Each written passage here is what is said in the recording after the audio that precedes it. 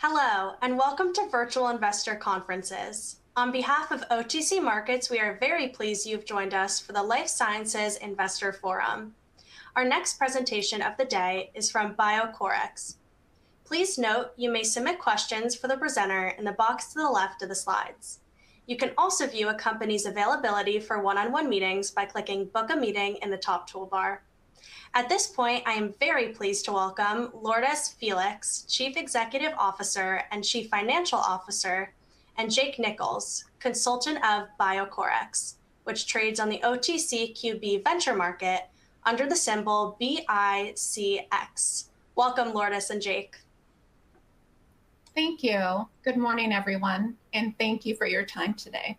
I am Lourdes Felix, CEO and CFO of BioCorRx. BioCorRx is a publicly listed company on OTCQB under the ticker symbol BICX. We are a fully SEC reporting company. Later in our presentation, I will introduce you to my colleague and consultant, Jake Nichols, who will provide an introduction to our newly acquired drug asset, Lucemyra. During today's presentation, I'll talk about the size and urgency of the addiction crisis, why long-acting naltrexone, and specifically our lead drug candidate, BICX 104, can materially improve outcomes, and how we're thinking about our development path and partnership opportunities. I will try and keep things focused so that there's time for your questions. Before I begin, here's our standard safe harbor slide. This presentation includes forward-looking statements.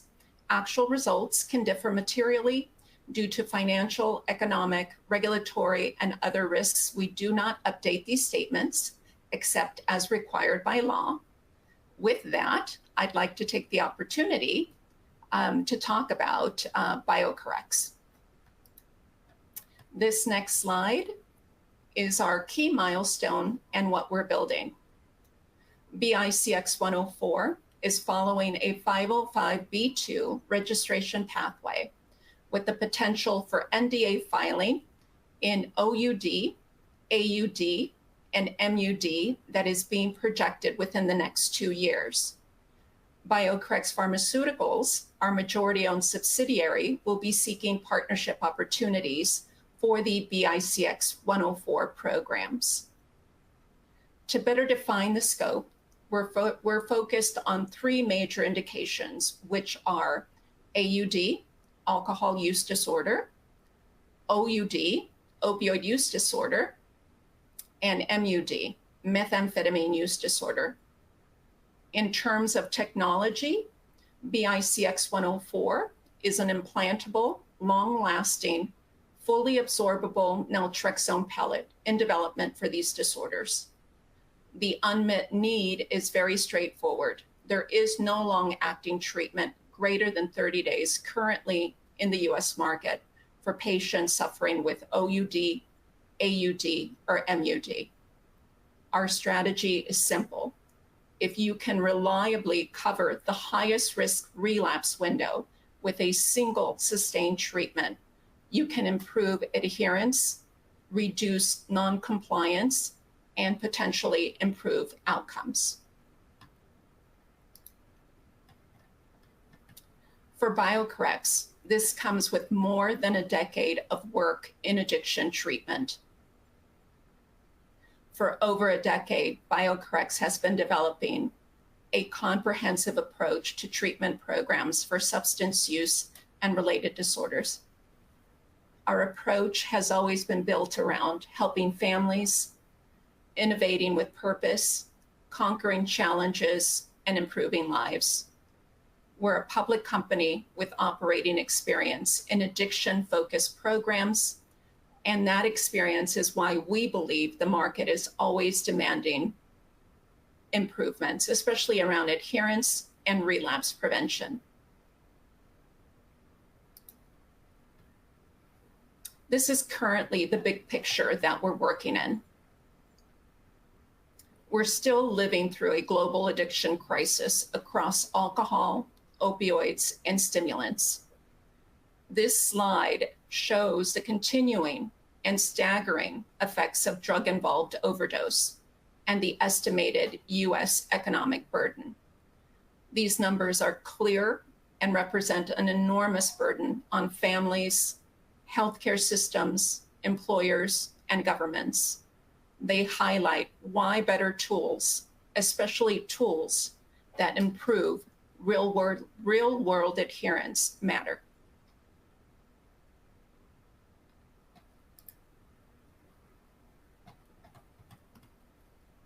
One important tool in this space is naltrexone.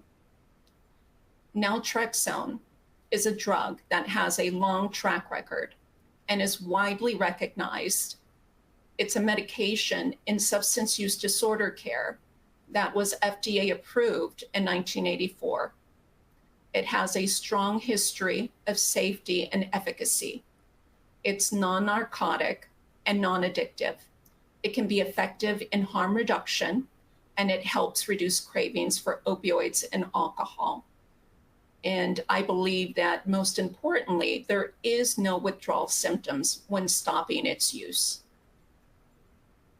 BioCorRx Pharmaceuticals is developing BICX 104 as our lead asset, an implantable, fully absorbable, long-acting naltrexone pellet designed to maintain therapeutic coverage across a critical time frame.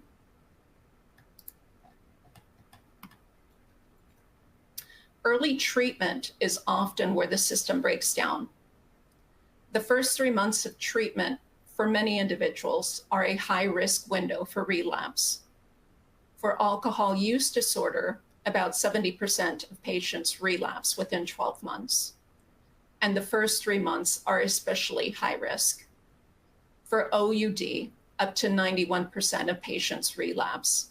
So if we want to improve outcomes, we want to address the period when patients are most vulnerable and where adherence is most likely to break.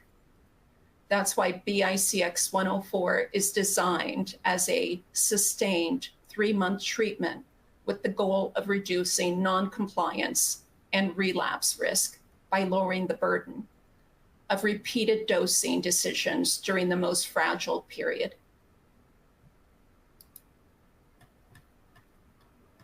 So what exactly is BICX 104 in practical terms? Conceptually, BICX 104 simply is 3 months of naltrexone in one implant. Our goal is to make staying on therapy easier than falling off of therapy by reducing the need for frequent redosing decisions and by providing consistent, long-acting coverage.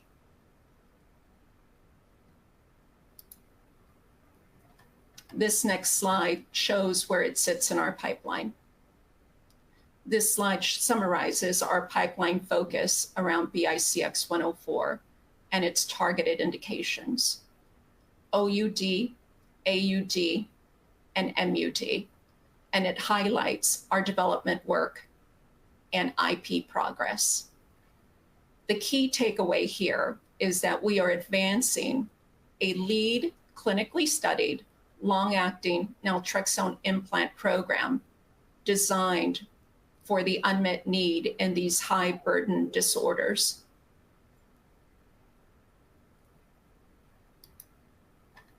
I'll now move into the clinical study foundation. This is our phase 1 PK and safety study. It was a randomized, open-label, parallel group interventional study in healthy volunteers with 24 participants total and 2 arms: the BICX 104 implant compared to Vivitrol, which is a marketed intramuscular naltrexone injection. The key endpoints here were pharmacokinetic parameters along with adverse events. The study is completed. It started in June of 2022 with the primary completion in February of 2023. and the actual study completion in March of 2023. BioCorRx was the sponsor with collaboration from NIDA and the NIH HEAL initiative. Here's what we saw at a very high level. This was our very first human study of the long-acting implant that delivers naltrexone for about 3 months. We saw steady drug levels over 12 weeks, similar to the existing injection, and overall it was well tolerated, with side effects consistent with that of what we know about naltrexone, and mostly mild injection site type reactions.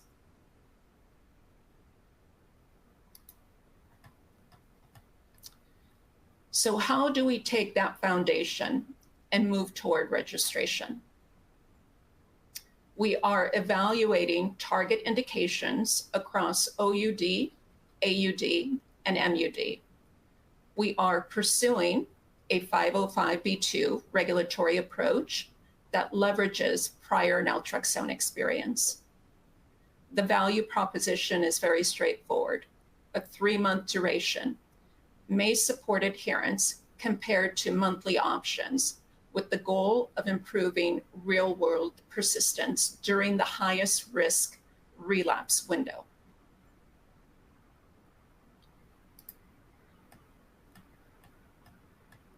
This next slide here shows that we have built a bench of experienced advisors to execute our mission. We've assembled medical, scientific, and regulatory expertise with deep experience in substance use disorder treatment development. And I'd like to highlight one example, Dr. Kate Beebe-Devarney. She serves as principal investigator for the BICX 104 programs and has experience spearheading development. For example, probufene. She was the PI that oversaw the development, commercialization of probufene, a subcutaneous implant for opioid use disorder. The broader consultant group brings years and decades of experience across addiction medicine, clinical operations, regulatory strategy, pharmacology, and long-acting implantable product development. On the commercial side, we also brought in seasoned leadership. Commercially, we have advisors with deep partnering and go-to-market experience across biotech and medical products, people who have negotiated licensing and partnership deals from preclinical stages through launch. This all matters because our near-term objection is very partnership-oriented. We are pursuing partnership opportunities for BICX 104. And in the interest of time, I would like to turn it over now to my colleague and consultant, Jake Nichols, who will introduce our newly acquired drug asset, Lucemyra. I do invite you to come back and take a look at our presentation slides 15 and 16 that talk about our programs and experience in treatment support, specifically the Beat Addiction Recovery Program for substance use disorder, as well as UncraveRx weight loss program. And Jake, I will turn the presentation over to you. Thank you so much, Lourdes. And it's a pleasure to be with you all today to talk to you a little bit about Lucemyra or lofexidine, a very underutilized tool in the addiction medicine toolbox. I'm a pharmacist by training. I've been working in the substance use disorder for the past 15 years, and I've also been in long-term recovery for that period of time as well. I was previously with US World Meds, which is the company that launched Lucemyra back in 2018. And this is a very unique medication. It is specifically FDA approved for the treatment of opioid withdrawals that occur upon abrupt discontinuation of any sort of opioid, whether it be an illicit product or a prescribed product. And the way that this works is it works on a very specific chemical in the brain called norepinephrine. And it's a chemical that decades ago we identified as a primary mediator of the physical symptoms of opioid withdrawal. That includes nausea, vomiting, diarrhea, restlessness, insomnia, and so on. These medications, or this class of medications, can be very effective in helping to manage the early stages of withdrawal. Some of you may have heard of a drug called clonidine. It's in the same class as this medication. We've had that drug since 1974 when it was first FDA approved. Collectively, these drugs are called alpha-2 agonists, and that's just the name of the receptor that it works on in the brain to, again, reduce the outflow of that norepinephrine, which primarily is the mediator, which again causes those physical opioid withdrawal symptoms. The primary difference with Lucemyra or lofexidine versus clonidine is in its inability to lower blood pressure. Some of you may recognize clonidine as an antihypertensive medication, obviously for high blood pressure, which is its primary use. It's a very potent antihypertensive and therefore limits our ability to use it in addiction treatment for withdrawals, because as we push that dose or give it more frequently, a lot of patients will tend to bottom out, as they say, meaning their blood pressure goes too low and they can't tolerate it. Lucemyra was brought to market to basically ameliorate that, and this drug was utilized in Europe starting in the early 1990s, and we had a great deal of clinical data behind it before we were able to get it FDA approved here in the United States. The American Society of Addiction Medicine, which is the primary clinical body which determines and publishes clinical guidelines on how we treat addictive disease, specifically made a statement in their last guideline update that said, if we are using alpha-2 agonists, this class of medications to treat opioid withdrawal, we should be using Lucemyra as opposed to clonidine, again, primarily because its inability to lower blood pressure. Again, as I alluded to at the beginning, I've always found from the beginning of time since I've worked with this that this is a very underutilized treatment option in the toolbox. And there still is tremendous potential out there to introduce this to clinicians that haven't had the chance to learn about it or to use it in their patients.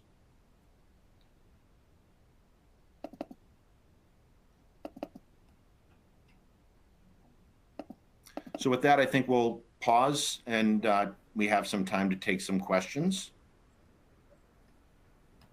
Yeah, I would just like to thank everyone and end here with our leadership team slide. I'm Lourdes Felix, CEO and CFO and Director, and also the founder and president of BioCorRx Pharmaceuticals. Mr. Lou Lucido serves as president and director, and we are supported by a great group of experienced leadership in clinical project development and by the broader scientific and commercial advisor teams that you saw earlier. So to close, I do want to wrap up and say that the investment and partnership takeaway is that we believe BICX 104 addresses a clear unmet need, a long-acting treatment beyond 30 days in a very large and with very large and urgent indications. And we have completed the phase 1 PK and safety work. We're advancing it on a 502(b)(2) strategy with a clear line and sight to potential NDA filings within the stated time frame. We are a first-time commercial company, and as Jake just described, we are well on our way of generating revenues and have had commenced to do that back in March of 2025.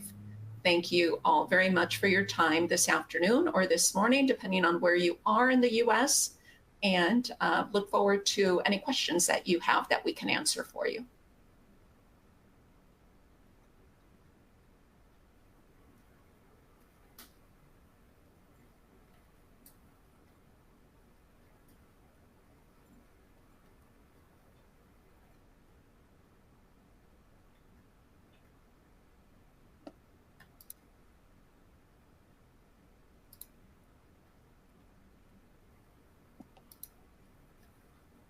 Lourdes, I'm happy to read one here to get things started if you'd like.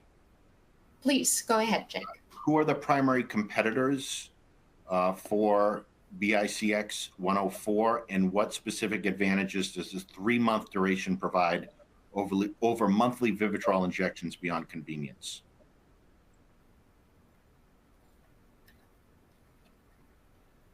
Do you want to take that, Jake? I know you're very well versed in the addiction space. Absolutely, I'd be happy to. Well, convenience is definitely a big part of it. If we look at compliance data that's associated with Vivitrol specifically, we tend to see patients come back for the second or third injection, and then we tend to see a tremendous drop-off after that. The other challenge we also see with Vivitrol is that towards the end of the dosing interval, there is a relatively noticeable and rapid decline in plasma levels. And that presents a potential opportunity for substance use and loss of the protective effect of naltrexone. Obviously, with a 3-month product, it gives you much more steady blood level across that period, and that tends to be consistent as well. Thank you. We have another question here that asks, you've now reported 2 consecutive quarters of meaningful revenue after having 0 revenue last year. How should investors think about the trajectory from here? Gradual ramp or step change as you add new accounts? So absolutely, we are expanding. Our intent and our estimate here over the next short-term and long-term is to seek additional revenue streams for Lucemyra and continue to grow on our revenues.